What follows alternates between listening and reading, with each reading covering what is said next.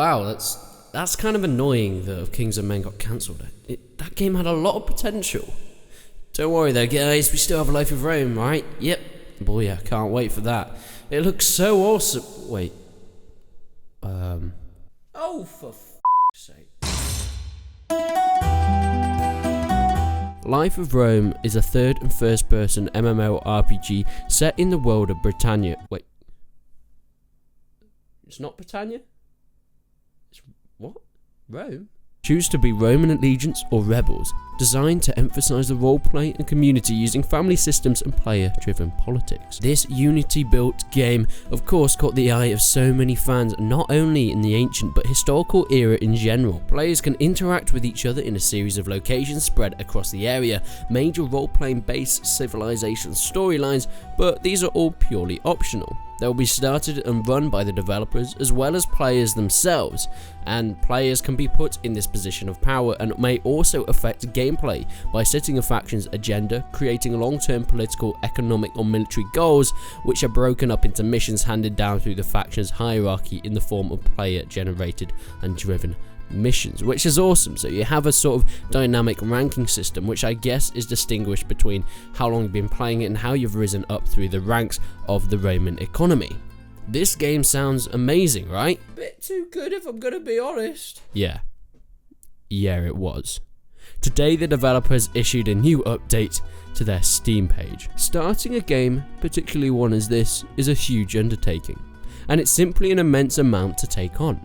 From the very beginning, it was an ambitious undertaking, accepting that even after this long time and long development, that the game is never going to be what it needs to be, and this hurts.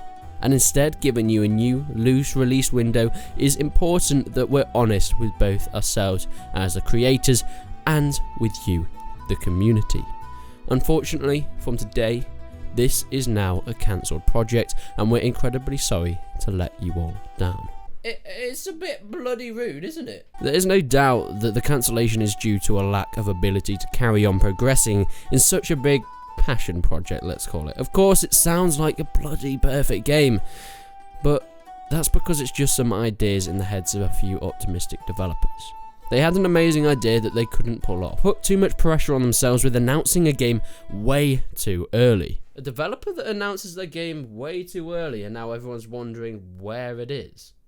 That's almost unheard of, isn't it? Fortunately, Tailwoods, of course, they have the resources and the manpower to keep this pressure of the fans from getting to them. But a small studio like this have no such protection against this. They can't announce a game so far back and then not be able to release it in the next few years. So many people are comparing this to the Kings of Men cancellation a couple of weeks back. Yet there is one good thing coming of this, I am pleased to say.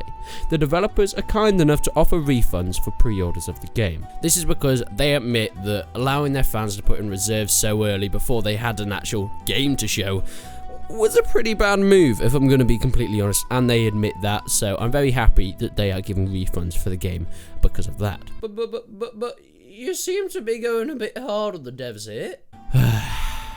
In all honesty, if the devs of Life of Rome are watching this, thank you so much for this amazing idea. Everyone wanted this game, that's why so many people backed it, and this just shows how good your vision was. It's just a real shame that we didn't get anything from it. Yet not to worry, I'm sure in the future you're going to go on to other projects and I would love to cover and play them and see what they go like. But now, this is where I change tack a bit. I redirect my attention to all developers. I'm going to go off script here and have some real talk with any small or aspiring game devs out there. So sit back and enjoy my quick... No, this isn't going to be that quick. First off, guys, you gotta start small. No game company went straight for their best project. They play around with tech demos or smaller ideas beforehand. No one goes straight into their first game and say, this is our pinnacle of development, this is what we've always wanted to do. That's not how game development works. You can't just go so big because this happens. 2 games in the past week or so have proved that you can't do that. First off, Kings of Men chose to do this whole open world, persistent world sort of thing, and then they couldn't do it, and eventually the game was cancelled. And now Life of Rome is doing the same sort of thing.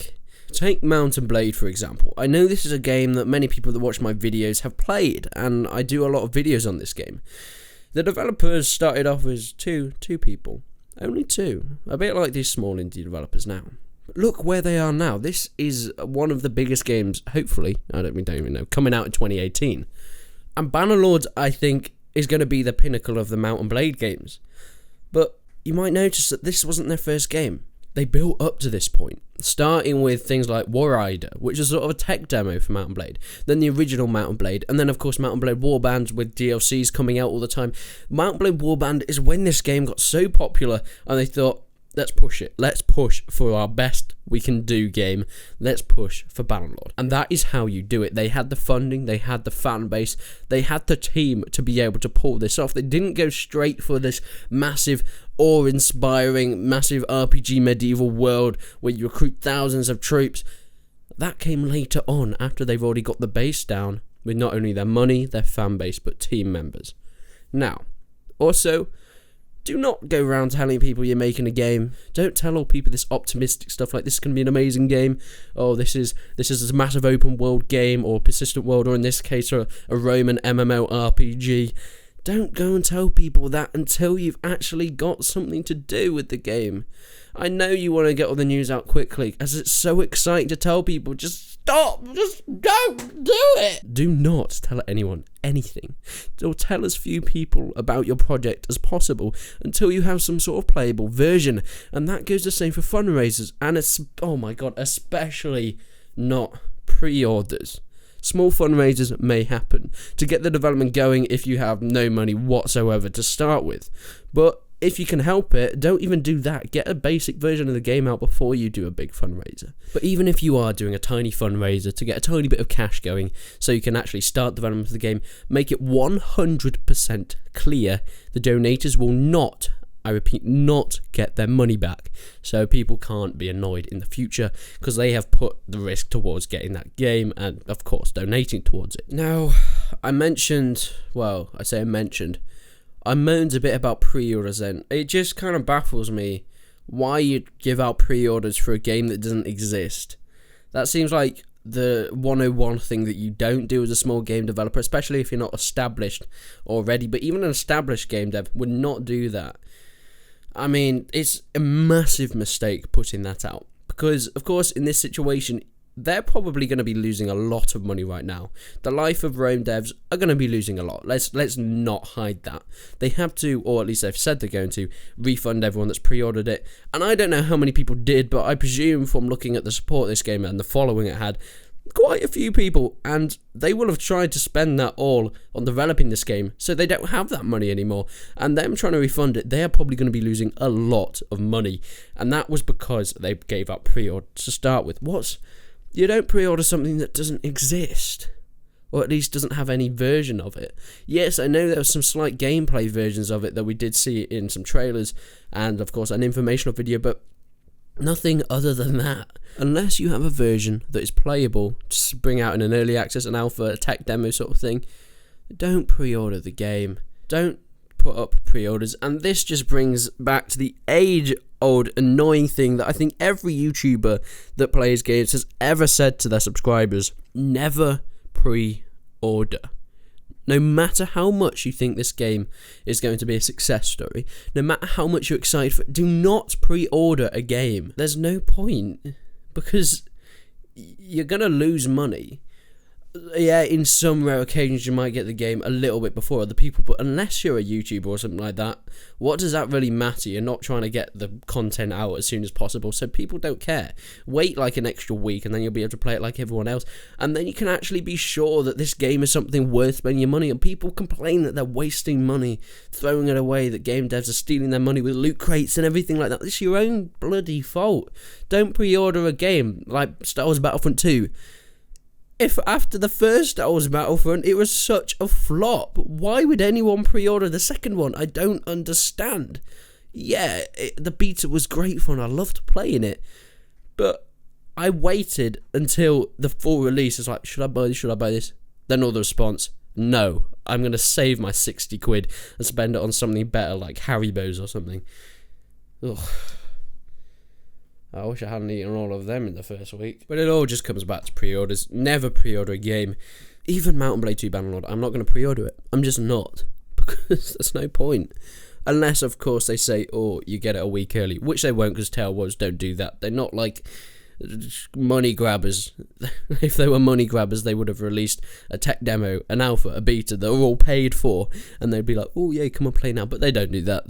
They're releasing a game that they think is pretty much perfect when they want to release it, and they're asking for a nice amount of money. I'll make a video on that later. Yes, I did find out how much it's going to cost, but anyway, guys, I really hope this, if any developers are watching this, please comment down below if this makes sense.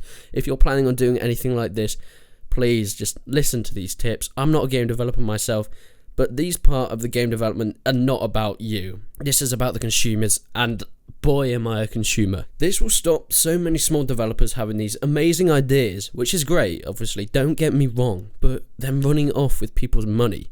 That's how the gaming industry dies, and of course, and that's how you get a lot of crying children, including me.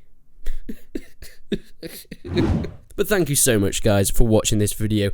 I know it started off as a nice constructive video, I know a few jokes in there, and then it kind of just went into me having a go at small indie devs. Well, not really having a go, but kind of telling them how it is, the reality of it, because I know so many consumers will be annoyed at this. You may not know about Life of Rome, or you may do and be really annoyed, but even if you don't know Life of Rome, I'm pretty sure you might have followed an upcoming game in the past that's been cancelled and it's kind of really pissed you off.